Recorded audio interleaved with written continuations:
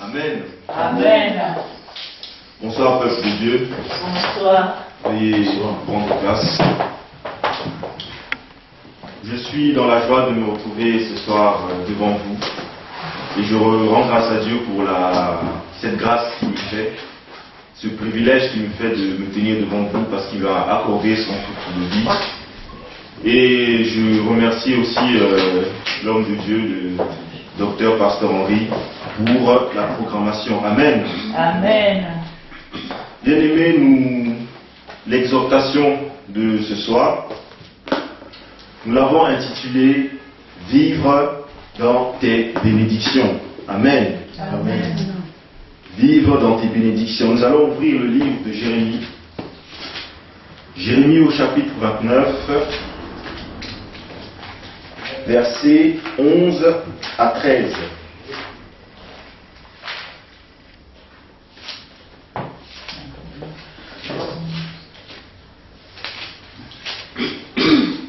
Jérémie 29, 11 à 13. 11 à 13, qui nous dit: Car je connais les projets que j'ai formés sur vous, dit l'Éternel, projets de paix et non de malheur, afin que vous donniez un avenir et de l'espérance. Vous m'invoquerez et vous partirez, vous me prierez et je vous exaucerai. Vous me chercherez et vous me trouverez si vous me cherchez de tout votre cœur. Amen. Amen. Bien-aimé, le texte que nous venons de lire de Jérémie 29, 11 à 13 est précédé au chapitre 28 de Jérémie intitulé Jérémie et Anania, et il est suivi au chapitre 30 intitulé Annonce de restauration. Amen. Amen. Bien-aimés dans le Seigneur, vivre dans tes bénédictions. Il est bon de savoir que Dieu, bien-aimé, veut nous ouvrir son bon trésor, le ciel. Et c'est là qu'est le réservoir de toutes ses richesses et de toutes ses bénédictions et de toutes ses grâces. Dans la Bible, la pluie est synonyme de bénédiction et le ciel de bon trésor. Matthieu, le chapitre 6, verset 21 nous dit: Car là où est ton trésor, là aussi sera ton cœur. Amen. Amen. Bien-aimés, s'il faut nous situer par rapport à un contexte actuel, nous pouvons remarquer qu'il y a une frénésie parmi les nations, un tumulte, comme le déclare le livre de Psaume, chapitre 2, verset 1. Pourquoi ce tumulte parmi les nations, ces vaines pensées parmi les peuples? Les hommes de la planète ont peur et l'argent perd sa valeur. Le pouvoir d'achat diminue de jour en jour et il y a des pertes d'emploi. Nous le constatons. Alors, nous, en tant que chrétiens, avons-nous peur de manquer ou croyons-nous que les paroles de l'Éternel, que les paroles que l'Éternel nous enseigne ne sont pas destinées ou ne sont pas les paroles de bénédiction à notre égard? Mais ce soir, bien-aimé, le Seigneur veut te dire une chose. Le Seigneur s'adresse à toi, personnellement ce soir. Il te dit que c'est lui qui prend soin de toi. Amen. Amen. Il te dit que c'est lui qui pourvoit à tes besoins. Amen. Amen. Il te dit que c'est lui qui te bénit. Amen. Amen. Quelles que soient tes attentes, quel que soit ce que tu veux, quel que soit ce que tu lui demandes, l'Éternel te bénit. Et, bien-aimé, ce que l'Éternel veut aussi te dire ce soir, c'est de ne pas avoir peur, quelles que soient les situations ou les circonstances qui t'entourent, quel que soit ce que tu peux voir, ce qu'il y a autour de toi. C'est vrai qu'il peut y avoir une forme d'inquiétude qui peut venir chercher à s'installer dans ton cœur, mais le Seigneur aujourd'hui te rassure et te dit qu'il prend soin de toi, qu'il te bénit. Amen. Amen. Alors, bien-aimés, qu'est-ce que la bénédiction? La bénédiction de Dieu s'adresse toujours à des êtres humains et elle a pour objectif d'assurer leur bonheur. Les signes de la bénédiction sont une longue vie, la fécondité, la paix, la prospérité, et elle rend fécondes les œuvres que les êtres humains accomplissent de leurs mains. Et lorsqu'on s'exclame devant une personne qui est bénie, on reconnaît sa réussite et son bonheur comme le résultat d'une action merveilleuse de Dieu. Amen. Amen. Bien-aimé, la bénédiction peut autant être physique, matérielle ou spirituelle. Le Seigneur avait déjà prévu de grandes choses pour ta vie, avant même que tu ne sois sur cette terre. Lorsque tu étais une masse informe, le Seigneur te connaissait déjà et il avait déjà des projets merveilleux pour toi. Amen. Amen.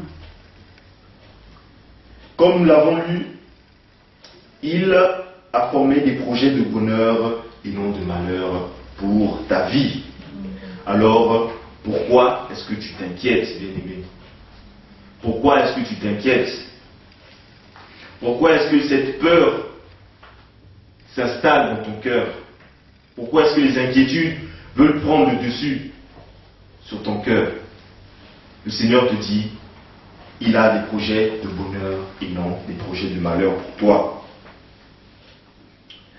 Bien-aimé, notre Dieu a semé en chacun de nous les graines de la bénédiction. Il a aussi formé pour nous des projets de bénédiction. C'est vrai qu'il a fait cela et des fois, bien aimé, ce que nous pouvons aussi dire, c'est que Dieu attend, des fois aussi de notre part, que nous puissions être actifs, que nous puissions être participatifs à la bénédiction. Mais malheureusement, bien aimé, il y a certains chrétiens qui ne vivent pas leur bénédiction comme ils le devraient. Alors dans ce cas, nous pouvons nous poser cette question: qu'est-ce qui peut empêcher le chrétien de jouir de ces bénédictions? Qu'est-ce qui peut empêcher le chrétien de profiter pleinement de ces bénédictions?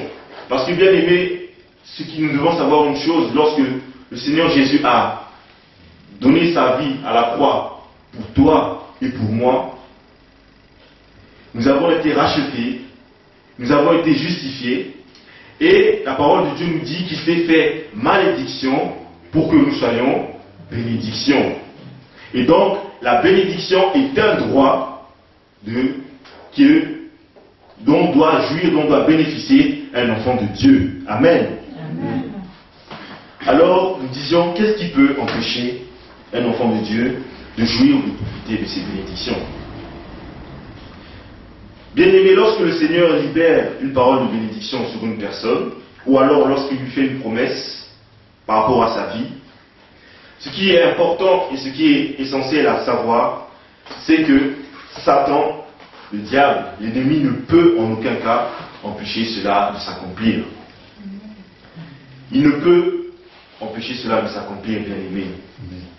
La seule chose qu'il essaiera de faire, c'est essayer de passer par les pensées, essayer d'influencer l'enfant de Dieu, d'influencer le chrétien par ses pensées pour l'emmener à douter et ainsi retarder l'accomplissement des bénédictions ou de la promesse de Dieu.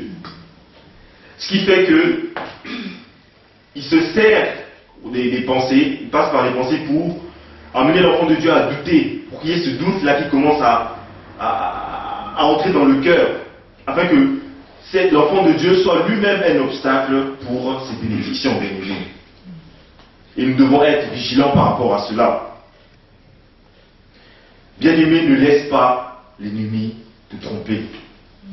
Mon frère, ma soeur, ne laisse pas l'ennemi venir te tromper, venir te mettre le doute, venir influencer tes pensées, te dire: ah, mais est-ce que tu es sûr telle ou telle chose, tu l'auras vraiment. Telle ou telle chose que tu as demandé, est-ce que tu es sûr que tu l'auras vraiment?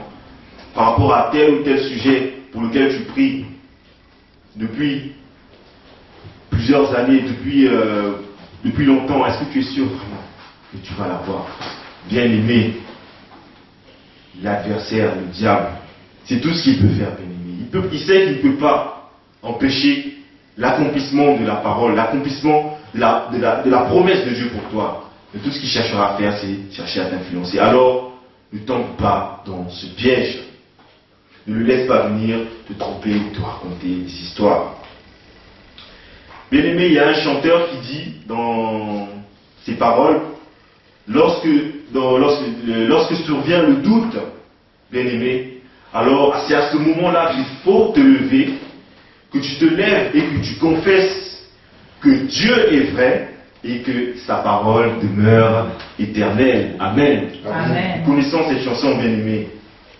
Lève-toi et confesse que Dieu est vrai et que sa parole demeure éternelle. Amen. L'Éternel te dit ce soir que la promesse qu'il a faite pour toi, si elle tarde, même si elle tarde, attends-la, bien-aimé.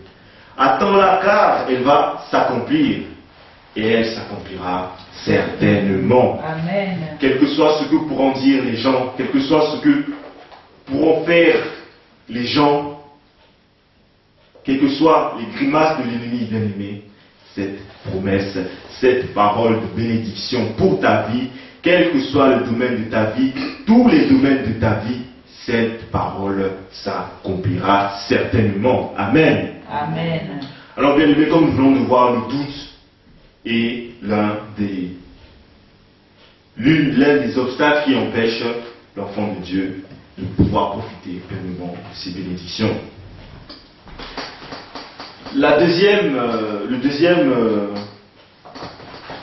chose qui peut empêcher l'enfant de Dieu de profiter de ses bénédictions, c'est l'attentisme, bien aimé. Comme nous l'avons dit, l'Éternel a semé en nous la bénédiction déjà. Nous l'avons en nous. Et ce qu'il attend aussi de nous, c'est que nous puissions faire aussi, poser des actes de foi.